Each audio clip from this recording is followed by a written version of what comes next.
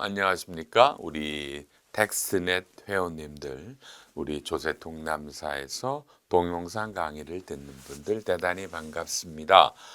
저는 이양수 회계사라고 합니다. 이 조세통남사에서 요렇게 IFRS 재무회계 실무를 집필하고 강의하는 선생입니다. 이 강의를 1강이 OT라고 되어 있으시죠. 이 OT는 이 강의가 어떤 형태로 되어 있나를 한번 설명하는 거예요. 자, 칠판을 잠깐 보시면 여러분 이 국제회계 기준이라는 게 이게 도입이 돼서 이제 2021년에 도입이 됐잖아요. 2011년이요, 11년. 올해로 말하면 이제 14년이 경과가 됐는데 14년이 경과가 됐는데 참 어렵죠. 광범위하고 또한 매년 개정이 돼요. 그래서 이거를 그냥 저도 강의를 합니다. 뭐 입문도 강의를 하고 중급도 강의를 하고 고급도 강의를 하는데 요게 한번 그러니까 수없이 많은 내용이 있으니 이거를 아이템별로 어떤 중요한 이슈별로 수없이 강의를 한번 쪼개서 해보자. 시간의 구애를 받지 말고 해보자. 이런 강의였어요. 그러니까 시간의 구애를 받지 말고 한번 쭉 찍어서 여러분에게 이게 뭐 몇십 시간이 되든 상관없다. 그런 식으로 시작을 했던 게 2021년도고요. 그러면 자, 이제 매년 여러분 이 책이 새로 나오잖아요. 그래서 올해는 2024년 요 실무 요 책으로 하시면 돼요, 여러분요. 올해는 요 책을 꼭 구입해서 보시는데요. 이 강의 특징은 수십 개 항목을 꺼내놓고 전체를 다 보셔도 되고요.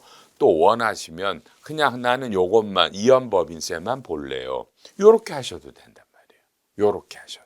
아셨죠? 그래서 그런 아주 재밌잖아요. 보고 싶은 것만 따로 조금씩 보셔도 되고 또 구매를 하셔도 되고 전체를 다 구매하셔서 보도 되고 하니까 우리 텍스넷 회원님들이 이게 올라가 있으니까 여러분들이 주로 보고 싶은 지금 접하는 실무에 관한 거를 그 파트만 보셔도 된다. 그리고 온라인으로 보시는 분은 전체로 이걸 보셔서 이걸 구매하셔서 보셔도 되고 항목별로 여러분이 별도로 쪼가리로 구매하셔서 보셔도 된다. 앞으로 여러분 이런 사회가 올 것 같아요. 어떤 긴 호흡의 강의보단 이런 것들입니다. 그래서 그러면 회계사님, 네, 매년 다시 찍으세요? 아니요. 그렇게 서로 간에 그래서 제가 강의를 할 때 여러분요 그냥 챕터 뭐에 몇 장입니다 뭐 이런 식으로 설명을 하지 파트 페이지를 얘기 안 했을 거예요. 그러니까 여러분은 페이지를 얘기 안 할 테니 쭉 그냥 흐름을 따라 들으시면 돼요. 들으시면 되니까 그러고 올해는 2024년은 좀 개정된 것들이 많아서 올해는 좀 여러 가지 컨텐츠가 좀 개정이 될 거예요. 그러니까 옷이 조금 다를 수 있죠. 제가 그러니까 오늘 요렇게 제가 지금 지하라서요. 약간 서늘해서 제가 옷을 입었는데 그러니까 요런 식으로 제가 입고 저게 우리 이양수 선생님이 2024년에 새로 찍은 거는 뭐 요렇게 보셔도 돼요. 아셨죠? 그래서 지금 고민은 올해 새로 찍은 거를 옆에다가 2024 개정분 이렇게 표시를 해드릴까? 그것도 나쁠 것 같지 않아서 여러 가지 생각을 하고 이 강의를 진행해 봅니다. 굉장히 한 뭐 80개 정도의 컨텐츠로 구성이 될 건데 부디 이걸 다 보시고요. 필요한 거 보셔서 도움 얻기 바라고 어차피 회계가 어렵지만 해야 될 일이라면 한번 잘 하실 수 있는 계기가 됩니다. 이번 우리 1강 OT에서는요. 우리 교재 맨 앞에 보면요. 목차 다음에 여러분 뭐라고 나오냐면 2024년 한국 채택 국제회계 기준 개정 내용이 나옵니다. 요렇게 맨 앞에 페이지가 나오죠. 요거를 일단 펴시면 1강 OT에서 이제 이 내용이 뭐다와 and 개정된 내용을 설명합니다. 올해는 2024년인데 국제회계 기준이 여러분 5개가 바뀝니다. 5개가 바뀝니다. 1번이 기준서 1001호에서요. 1001호에서 유동 부채와 여러분 비유동 부채의 구분 기준이 바뀝니다. 이건 이미 여러 차례 아실 거예요. 실제로 얘는 2번 바뀌었어요. 2020년에 한 번 바뀌고요. 2023년에 바뀌는데, 그렇죠? 이게 적용이 올해부터 됩니다. 적용이 세법과 달리 이거는 바뀐 거라는 걸 공표라고 불러요, 여러분. 세법이 며칠 날은 공포라고 부르고요. 이 회계는 공표되었는데 요게 2023년 12월 13일인가 공표됐을 거예요. 제 기억이 맞을 거예요. 그래서 그러니까 기존에 2번이 바뀌었었는데 2번 바뀐 게 작년 12월 13일 날 공포돼서 요게 올해부터 이제 적용이 됩니다. 그냥 간단해요. 이게 그러니까 12월 말의 상황으로 유동과 비유동 부채를 보라 이런 뜻이 맞을 것 같죠. 자, 12월 말의 상황은요. 여러분이 차입금이 있는데 요게 차입금이 내년 6월 말에 상환을 해야 돼요. 그러면 이건 유동부채잖아요. 그런데 요거를 내년 1월 20일 날 금융기관과 합의를 했어요. 뭐예요? 합의된 게 한 3년 연장하기로요. 그러면 내년 1월 20일에는 뭐예요? 아직 뭐죠? 재무제표가 확정이 안 됐잖아요. 그렇죠? 확정이 안 됐으니까 이거를 3년 연장했으니 요 놈이 만약에 뭐 100억이다 얼마라고 부르면 그렇죠, 여러분요? 요 놈을 뭐예요? 우리가 요 놈을 비유동으로 해야 되냐인데 이제 교과서에 보시면 뭐라고 돼 있냐면 여기 나오죠. 부채 결제를 연기할 수 있는 권리의 명확화가 종전 기준은 뭐 무조건 뭐 이런 건데 없어지면서 보고기간 말 현재 보고기간 후 적어도 12개월 이상 부채 결제를 연기할 수 있는 권리를 가지고 있지 않은 경우에 유동부채입니다. 그러니까 보고기간 말 요게 12월 말이 보고기간 말이에요. 요날 현재 이게 연장됐어야 됩니다. 근데 그날 이후에 연장되니까 요 놈은 실제로는 3년이지만 유동부채로 간다. 이런 게 바뀐 거예요. 이런 게 바뀐 겁니다. 꽤 중요할 수 있어요. 요런 게 그러니까 1001호가 바뀌고 또 하나가 바뀌는 게 여러분 잘 아시죠? 여러분 여기다 쓸까요? CB라는 게 우리 잘 아시는 전환사채죠. 자, 전환사채가 있는데 전환사채가 그죠? 우리가 리픽싱 조건이라 그래서 우리가 맨날 그렇잖아요. 리픽싱 이렇게 해서 어떻게 해요? 그러니까 전환 조건이 변동되는 거. 전환 조건이 변동되는 조건의 이런 CB는 이게 전환권 부채라고 하는 그렇죠? 요건 파생 상품 부채죠. 그러니까 이게 리픽싱 조건들이 없으면 전환권 대가라는 거는 자본이고요. 그다음에 전환 가격이 변동이 되면 이 전환권 부채는 파생 상품 부채잖아요. 그렇죠? 요렇게 되니까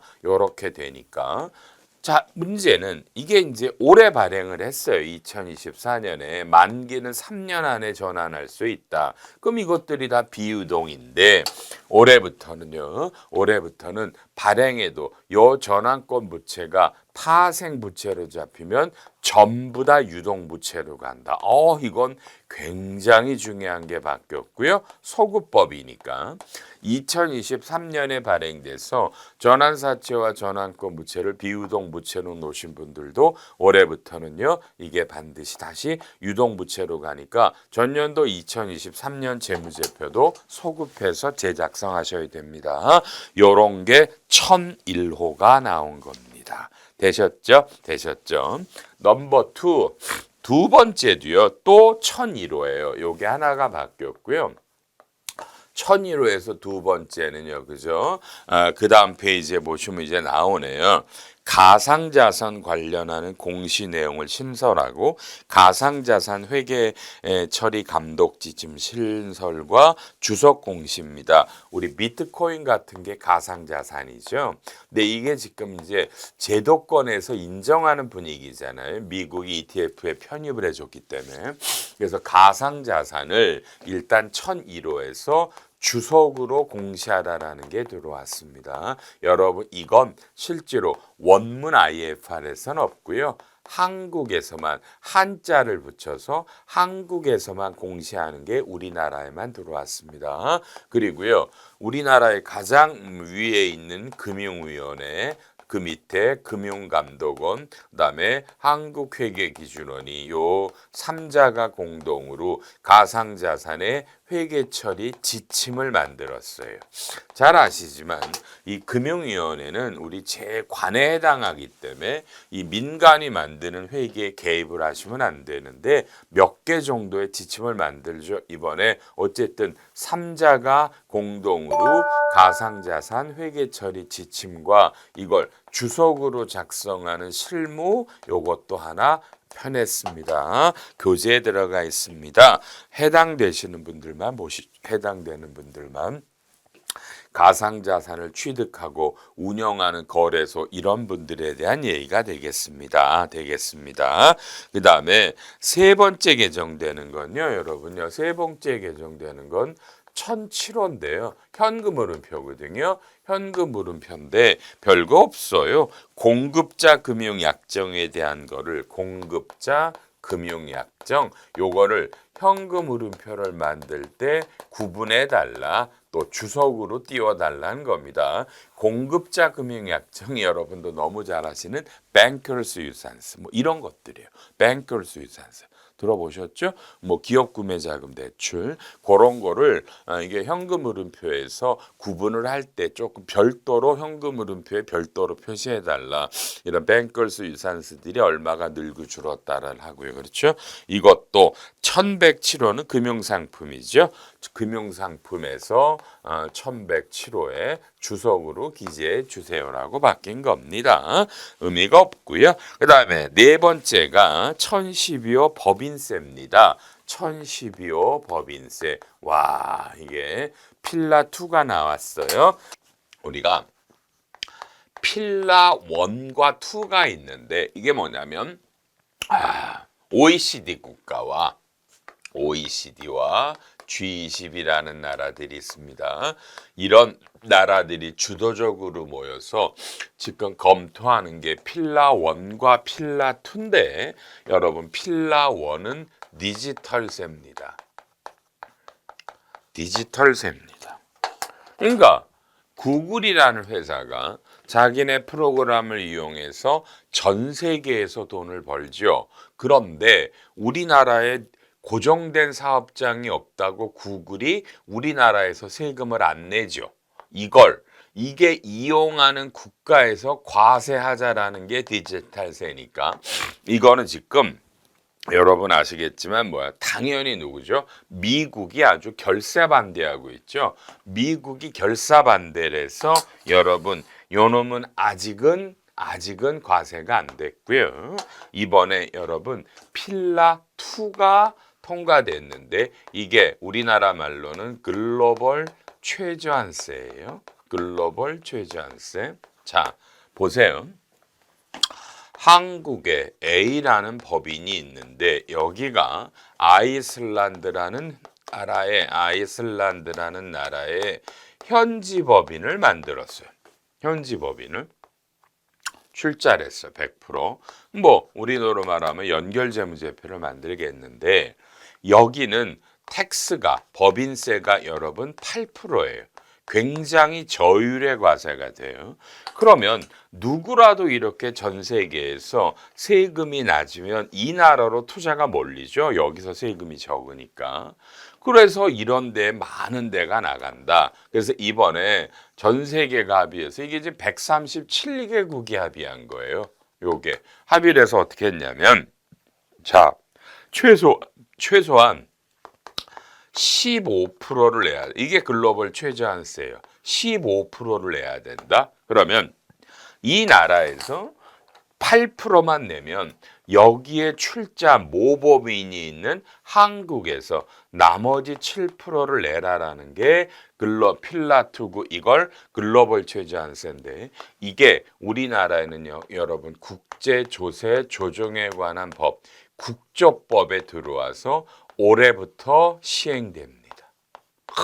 정말 그렇죠. 근데 이건 우리나라 세법인데요. 문제는 우리가 만든 게 아니라 전 세계가 만들어진 공통적인 걸 그냥 영어를 우리나라로 번역한 거예요. 여러분, 제가 그래도 명색이 그죠? 자, 참 저에 대한 설명도 없었네, 그죠, 여러분요? 저는 회계사고요, 이항수라고 이 책의 저자고요. 옛날에는 조세통남사 강의를 참 많이 했던 선생인데 회계사를 41년 했어요. 오래 했죠, 여러분요. 실무 강의는 35년이 넘는데 이런 제가 그래도 우리나라에서 그래도 명색이 전문가라고 그러거든요. 저 태어나서 이렇게 어려운 세법은 처음 봤어요. 진짜요. 제가 한 열흘 봤다, 여러분. 지겨워서 계속 와, 나 태어나서 이렇게 어려운 세법 처음 봤어요. 그러니까 어려울 수밖에 없는 거예요. 우리가 만든 세법이 아니니까 영어로 그냥 한 거 번역한 것뿐이니 어쨌든 아우 징그러 생각만 해도 징그러 지금 어쨌든 이게 올해부터 시행이 됐어요. 올해부터 시행이 돼서 지금 난리들이 났는데 문제는 당연한 거죠. 이 최저한세에 걸리는 기업이 누구냐 했더니 전 세계 공통이에요. 모두가 어땠어요? 자, 직전 4년간의 연결 재무제표 기준으로 여러분 그죠? 매출액이 유로화로 7억 5천만 유로가 넘는 게 2개년도 이상일 때. 그러니까 연 매출이 7억 5천만 유로는요. 환율을 때리면 1조 정도예요. 그게 4년 중에 2번이 넘는 기업이 직전 4년이에요. 그러니까 2020부터 2023년까지 요 4년간 중에 2번이 여기 걸리는 거예요. 1조 정도 이상이. 그러니까 우리나라에는 파악된 게 300개가 조금 안 된대요. 여러분 거기 걸리시는 분들은 어떻게? 너무 어려운데. 그래서 이제 국세청도 여기 별도 팀이 구성되어 있는데 지금 문제는 좋아요. 아니 이런 세법이 바뀌었어. 도입이 된 걸 어떻게 하라면 해야 되는 거야. 맞아요. 해야 되는데 문제는 이 계산이 요게 실효세율이라는 건데요. 이 나라가 실제로 냈던 세금 이걸 계산하는 게 어마어마하게 어려워요. 어마어마하게 어렵습니다. 그래서 근데 문제는 우리나라 국제회계 기준은 이걸 2024년에 주기죠. 이거를 별도로 법인세라고 비용으로 잡고요. 당연하게 이걸 올해 미지급으로 잡아라라는 겁니다. 문제는 여러분 궁금하시죠? 예세금은 올해 처음인데 이 실제 예세금은 2년 있다가 6월 말에 내요. 2년 있다 여러분 6월 말에 내는데 6월 말에 내는 아이고야 여러분 6월 말에 내는데 이걸 올해 계산해서 올해 법인세와 올해 미지급을 잡아요. 물론 이거 이연 법인세는 안 잡기로 했어요. 그래서 작년도 요 한 300개 기업에 해당하는 분들의 작년도 감사 보고서를 보면 우리는 여기 글로벌 최저한세 걸리는 것 같습니다. 다만 법들이 최근에 나와서 그 영향을 검토 중에 있습니다. 한 대여섯 줄만 주석에 들어가 있어요. 야, 이걸 어떻게 계산할까? 결산할 때까지. 그래서 지금 여기에 해당되는 기업들은요. 전부 다 뭐죠? 지금 전부 다 빅4 회계법인과 컨설팅 계약을 맺고 전부 다 프로그램들을 돌리고 있어요. 이건 보통 일은 아니에요. 저게 계산이. 그래서 저도 무지한 아직 책도 없어요. 그러니까 이런 거니까 이런 것들이 어떻게 될지 한번 물론 우리 책에는 여러 기본적인 사례는 제가 하나 만들어 넣어드렸어요. 한번 보시고요. 하여튼 요 300개 해당되세요 안 되세요? 안 되시면 참 다행한 거고 걸리시면 좀 큰일 난 겁니다. 여러분 요게 이연법 그리고 밑에 보시면 이번에 이연법 인쇄는 작성 안 합니다. 뭐 이런 말들이 나와 있습니다. 아이고 어떡하면 좋아 여러분 어려워서 그죠? 회계가 갈수록 너무 어렵네요. 그리고 이제 마지막에 다섯 번째, 그죠? 이 다섯 번째가 리스가 나옵니다. 1116호에 여러분 우리가 보통 아시죠? Sales and Lease Back.